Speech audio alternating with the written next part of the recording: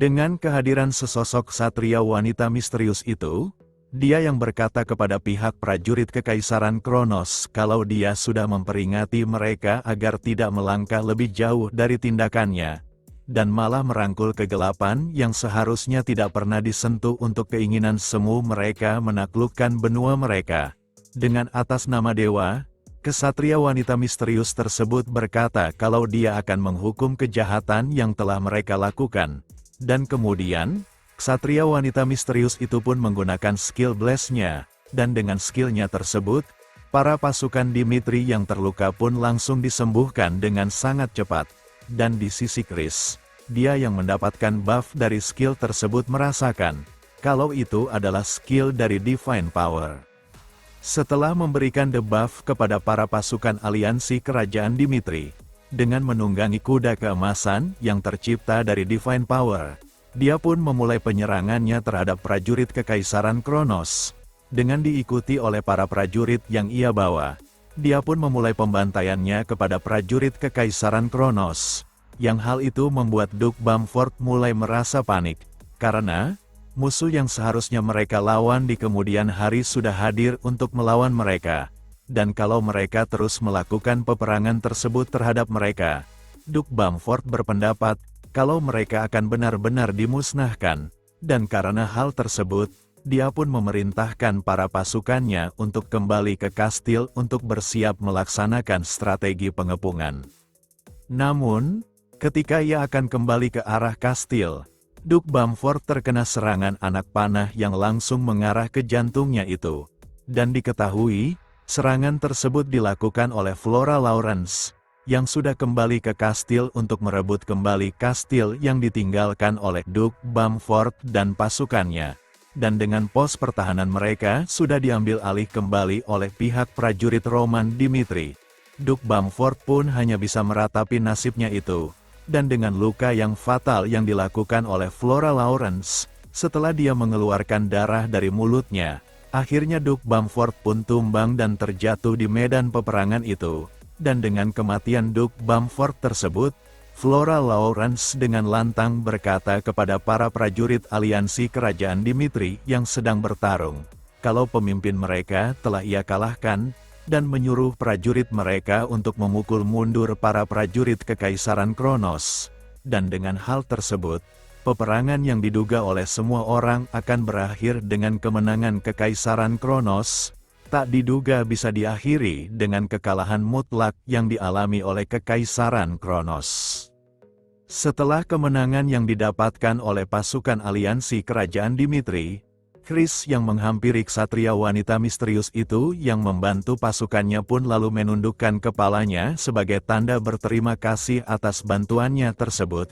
Dan setelah itu, dengan rasa penasarannya atas identitas wanita tersebut, Chris pun bertanya, siapa sebenarnya dia itu?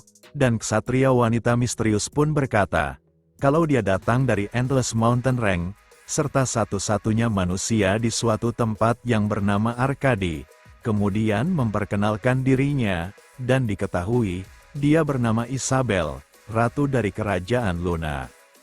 Di sisi lain dalam peristiwa Roman yang menghilang beserta Pak Tua Sephir saat sedang melakukan peperangan, diketahui, skill rahasia yang digunakan oleh Pak Tua Sephir bernama Subspace, dan skill Subspace tersebut adalah skill yang menggunakan energi hitam yang jahat. Dengan siapapun orang yang terkena oleh skill tersebut, mereka tidak akan bisa menang setelah masuk ke dalam dimensi itu. Karena, di dalam dimensi tersebut segalanya tunduk di bawah keinginan Pak Tua Sephir. Bahkan bayangan kematian yang jauh lebih kuat dibandingkan undead di dunia nyata pun. Hal tersebut tidak berarti di hadapannya ketika ia berada di dimensi tersebut. Namun, hal jauh berbeda terbalik ketika melawan Roman Dimitri. Pak Tua Sephir tidak bisa berbuat apa-apa dan mati dengan mudahnya oleh serangan yang dilancarkan oleh Roman Dimitri. Sehingga, Pak Tua Sephir pun bertanya-tanya, aura apa yang selama ini digunakan oleh Roman Dimitri? Dan di sisi Roman Dimitri, dia pun lalu menggunakan teknik Heavenly Demon Sovereign Step Overlap Sevenfold, yang membuat guncangan yang begitu besar. Dan sambil melangkahkan kakinya dengan teknik tersebut, Roman berkata kepada Pak Tua Sefir kalau itu adalah akhir dari pertarungan mereka, dan dengan serangan yang tidak bisa dihadapi oleh siapapun di daratan tengah menurutnya itu, Roman menyuruh Pak Tua Sefir untuk menahan serangan tersebut, dan dengan teknik Heavenly Demon Sovereign Step, serta dikombinasikan dengan teknik Sword Heavenly Demon gerakan kedua fase terakhir. Serangan tersebut yang membuat ledakan besar pun sekaligus membuat Pak Tua Sefir hancur berkeping-keping. Sebelum kesadarannya menghilang dan terus mati, Roman yang menghampirinya pun berkata kalau dia tidak boleh mati terlebih dahulu. Karena, Roman yang penasaran dengan kekaisaran Kronos yang selama itu yang memiliki kekuatan untuk menguasai benua, tapi tidak menunjukkan kekuatannya tersebut, Roman pun mencoba untuk mengorek informasi dari Pak Tua Sefir dengan cara menggunakan teknik Illusory Demon Art, dan diketahui, teknik tersebut dulu di dunia Murim pernah menyebarkan teror yang begitu menakutkan, karena teknik tersebut dibilang adalah teknik terlarang yang membuat penggunanya bisa memasuki benak atau pikiran orang lain, tapi hal tersebut juga melibatkan emosi penggunanya sendiri dalam proses penggunaannya, dan hal tersebut beresiko menghancurkan mental si pengguna. Dengan resikonya itu, teknik tersebut bisa dibilang teknik pedang bermata dua, dan bahkan, baik Jong Hyuk yang dikenal sebagai Heavenly Demon terkuat pun ragu untuk menggunakan teknik tersebut.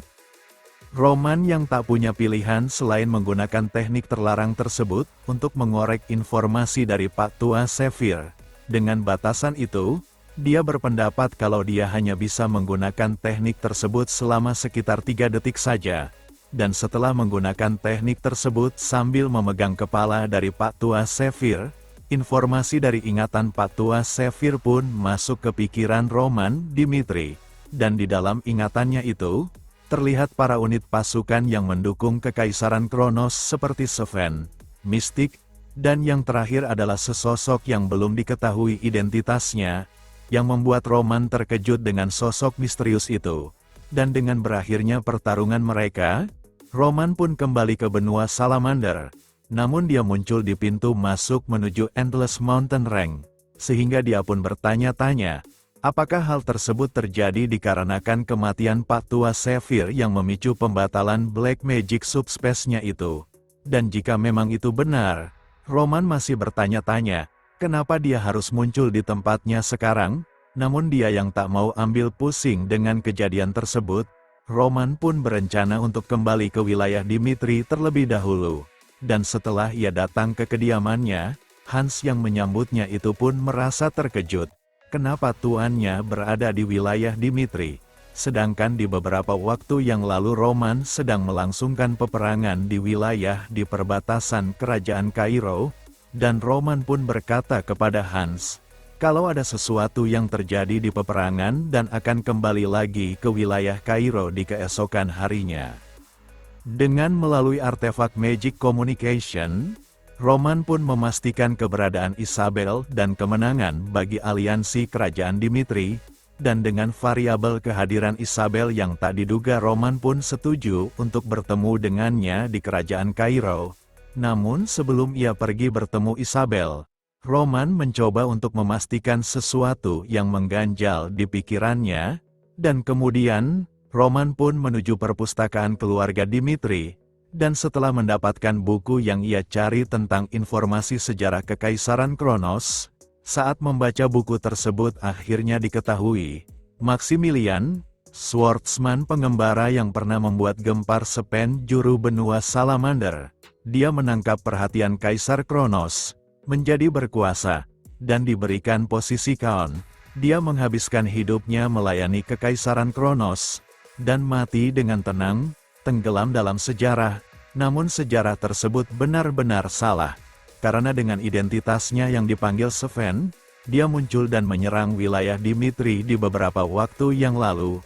Kemudian Mystic, sosok misterius, perintis spasial magic yang pernah mengejutkan seisi benua sampai suatu hari, dia menghilang tanpa jejak. Dan terakhir Ellington, prodigi yang terlahir sebagai putra tertua dari keluarga kuno Ellington, dengan di masa yang sekarang, dia dikenal dengan banyak nama. di antaranya Ceroni, Cerve, dan Sephir. Namun, di balik informasi tersebut, masih ada satu nama yang belum ia temukan sesuai dengan apa yang ia lihat di ingatan Pak Tua Sephir. Dan sesosok itu adalah Alexander the Great, Kaisar Alexander yang menciptakan teknik aura pertama kali di benua Salamander. Next, kita lanjut di part selanjutnya. Terima kasih.